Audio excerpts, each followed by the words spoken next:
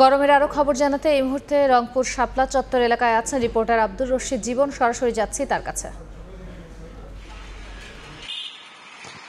টানা তাপপ্রবাহ কিন্তু আবারও বৃদ্ধি পাচ্ছে। গত কয়েকদিন আসলে বিরতির পর আমরা যেটি দেখছি যে রংপুর অঞ্চলে তাপমাত্রা পারদ এটি কিন্তু 36 থেকে 38 ডিগ্রি পার করছে এই রংপুর অঞ্চলে, এবং আমরা যেটি দেখছি যে রংপুরের যে জনজীবন এটি কিন্তু প্রচন্ড তাপপ্রবাহ কিন্তু একেবারে অতিষ্ঠ। বিশেষ করে বর্তমানে যে সময়, এই সময় কিন্তু আসলে মানুষ ঘর থেকে অতি প্রয়োজন ছাড়া কিন্তু বের হচ্ছে না, এবং যারা খেটে খাওয়া মানুষ, শ্রমজীবী মানুষ, তারা কিন্তু সবচেয়ে বেশি বিপাকে পড়েছেন। বিশেষ করে যেহেতু এই প্রচন্ড গরমের সময় মানুষ আসলে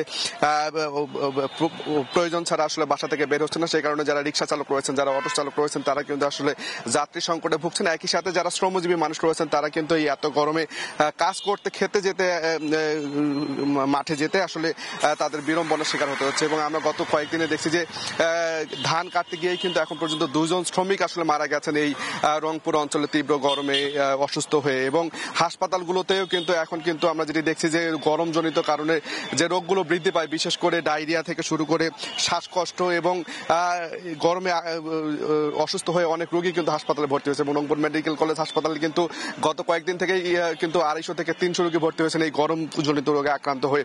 এবং কৃষির কথা যদি বলি, কৃষি ক্ষেত্রে কিন্তু আসলে সেচ সংকট দেখা দিয়েছে এই গরমে। আসলে কৃষির যে ক্ষেতগুলো রয়েছে এখন সেগুলো কিন্তু আসলে ফেটে চৌচির হয়ে যাচ্ছে, এবং সাধারণ যারা কৃষক রয়েছেন তারা কিন্তু বেশি বেশি করে সেচ দিয়েও কিন্তু তাদের কিন্তু আসলে এই সেচ সংকটে পড়তে হচ্ছে।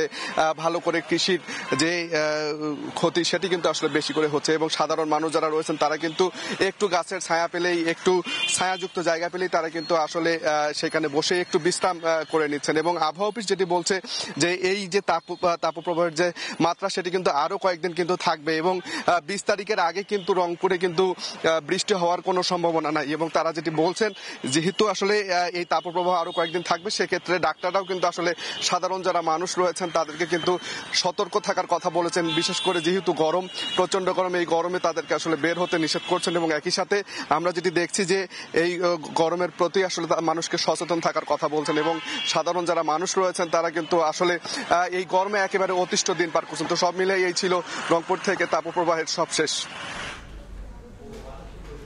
রংপুর থেকে যুক্ত হয়েছিলেন সহকর্মী আব্দুর রশিদ জীবন।